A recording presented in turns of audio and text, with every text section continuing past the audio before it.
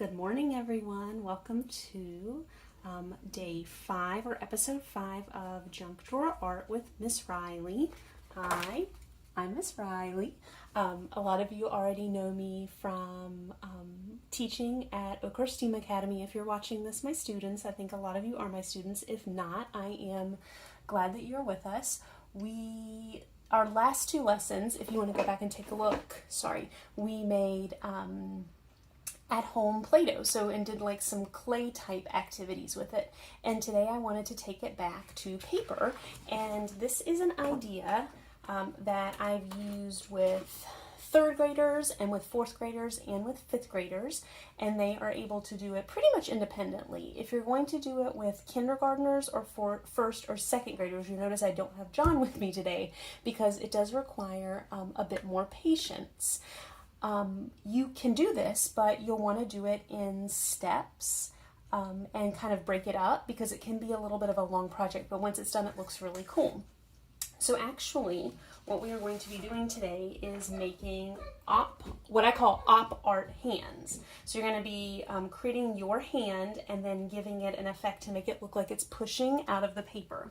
And so I like to talk about op art with this. It's actually one of my favorite kinds of art, and it's a type of art that a lot of kids like to look at because it reminds them of games and things that you might see online or on social media or in books, because the term op art is a style of visual art that uses optical illusions. So something might be popping out of the page.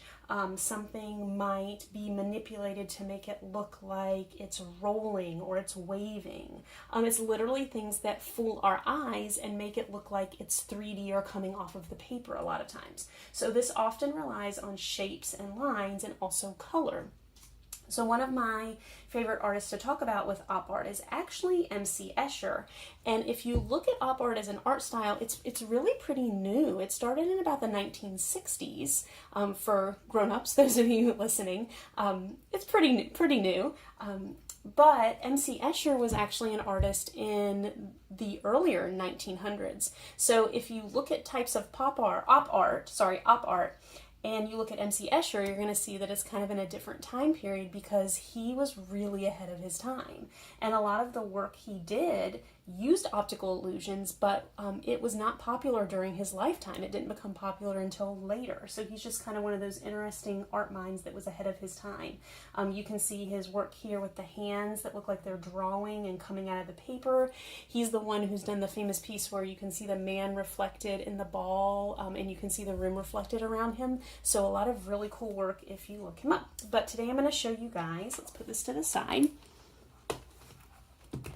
how to create this hand. So it takes a while. I'm not going to color the whole thing for you while we're here, but I'm going to show you kind of how to get the lines down. So what you need is plain white paper, some crayons for coloring, a pencil, and a ruler. If you don't have a ruler, you can use a big book and use the edge of it to draw your straight line. You do want a ruler because you want your lines to be really straight. In fact, I'm going to get this other paper out of the way so I can make sure I get it nice. So the first step, easy. Take your hand, get it as straight as you can. It looks better if you get part of your arm up in there too. And I'm just literally going to trace it around. And if you're doing this with a really little kid, that might be one step, depending on their attention span. Hopefully you can get a little further and you can do the next step, which is creating these background lines. So all I'm going to do, let me start at the top so you can see, is take my ruler and even it up with the top of the paper and draw a line straight across at the bottom. Put the ruler back on the same line that I just drew. When you hit fingers, you need to skip them. So anything that's part of your hand, you're skipping over. This is your background line. And I'm just going to continue it going all the way down, skipping fingers, skipping hands, and making it just the width of the ruler. So the top of the ruler is touching the last line that I made. And I'm tracing. The hardest part will be up at the fingers.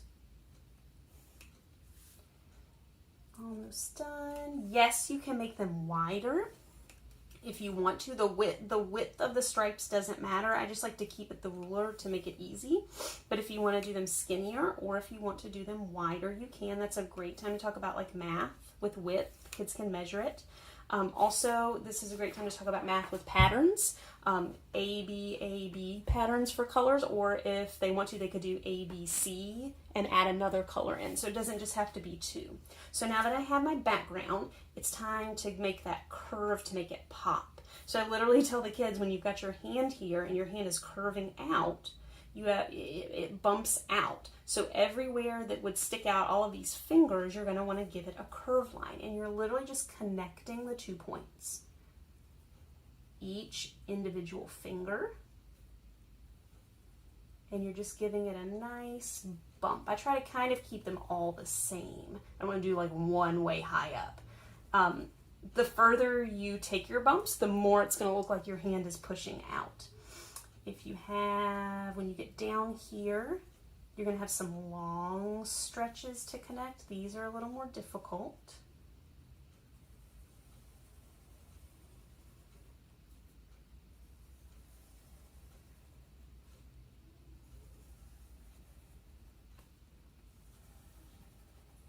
So then I've got my bumps. And you can leave it like this. It still looks pretty cool, but it looks even better if you color it. I recommend that the kids do, with my kids, I usually recommend that they do like bright, exciting colors. It's kind of up to them. Op art was really big into black and white as a way to manipulate the eye and to kind of achieve that image. So I like to also include black and white.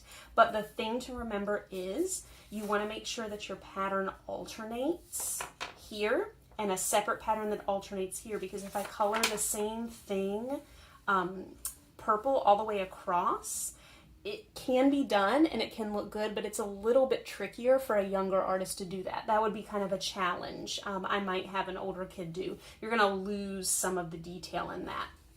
So I literally would just start coloring my blue line across, my orange line across, and so coloring up in all the background, which takes a really long time and I'm not going to bore you with on camera. And then choosing a different color. You can try black and white in the background and a color on the hand to make it pop, or vice versa. This doesn't have to be limited to hands, or you can try hands in different ways. I've had students do like a thumbs up and make it pop up. I've had kids do hands that are touching. I've had kids do peace signs is a really popular one that they'll do. I even had a kid one time do a cat's paw. So they drew their hand and made it like a cat's paw. So any item you can trace, you can make it pop out of the paper just by doing that contrast between your nice horizontal lines here and giving these a little bit of a bump. So I hope you guys have a really good time making these. As always, if you have any comments or questions, you can leave them here on YouTube, you can talk to me on Facebook, or you can talk to me on Dojo if you are one of my students. So I hope that you guys are safe. I hope you have some good food and you're enjoying what I hope is nice weather by the time you watch this, and I will see you guys tomorrow. Bye.